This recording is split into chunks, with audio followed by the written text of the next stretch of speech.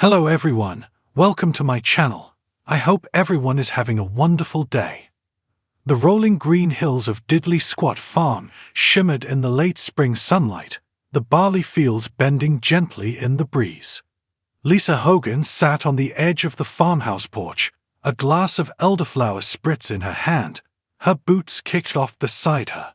She was staring out across the property that had become part farm, part media circus, and entirely Jeremy Clarkson's brainchild. But today wasn't about the farm.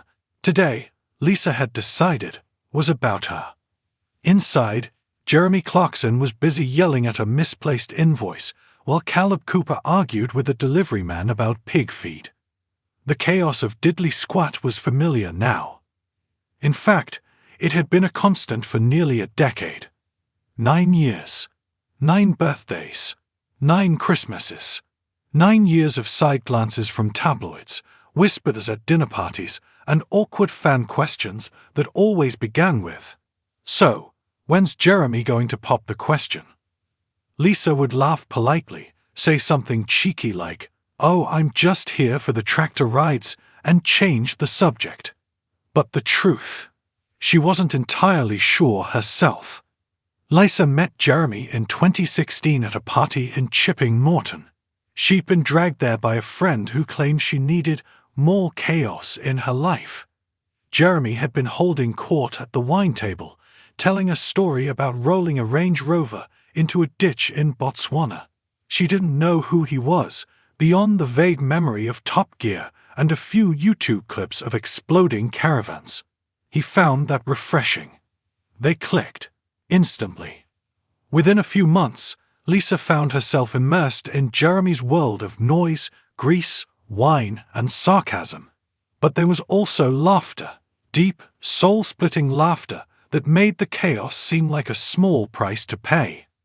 When Clarkson's farm was pitched to Amazon, Jeremy turned to her in the kitchen and said, "I'm either about to make a fool of myself or win a BAFTA. Either way, you're in it."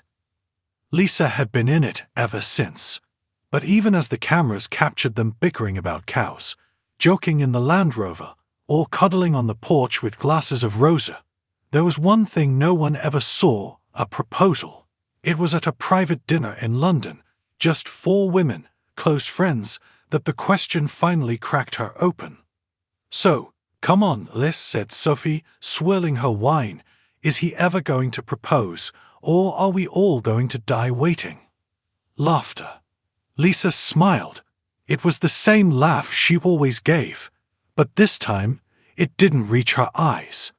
"Honestly," she said, setting her fork down, "I don't know. I don't think he will." There was a silence.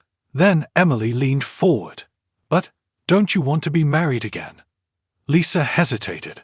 She thought of her first marriage, the glamour, the parties, the headlines, and the collapse. "I used to," she admitted, "when I was younger. Now, I just want a partner. I want someone who shows up. And Jeremy does, usually in wellies, and often late, but he shows up." "But still," Sophie pressed gently, 9 years is a long time." Lisa nodded. "It is. And the truth is, I think Jeremy doesn't believe in marriage anymore." That night, back at Diddley Squat, Lisa found Jeremy on the porch. He was drinking whiskey and staring at the moon. "You all right?" she asked. He nodded. "Just thinking about the barley yield, and maybe aliens." She laughed and sat beside him. "Jeremy," she said softly, "can I ask you something? And I don't want a joke, just honesty." He looked at her. "Why haven't you ever proposed?" Jeremy didn't speak for a moment. Then he swirled his drink. "I think," he said, "it's because I already did the whole marriage thing. And I messed it up. Twice." Lisa nodded. "Fair. I guess I feel like, if I marry you, and I ruin this, then I'll have ruined the best thing I've ever had." Lisa blinked. It wasn't the answer she expected. "You think not marrying me is safer?" He shrugged. "It's not logical. It's just fear. But I love you. I love our life. Even the sheep. Mostly. Lisa leaned her head on his shoulder. Okay, she said. Then we're good. But maybe, if you ever do propose, don't do it during lambing season.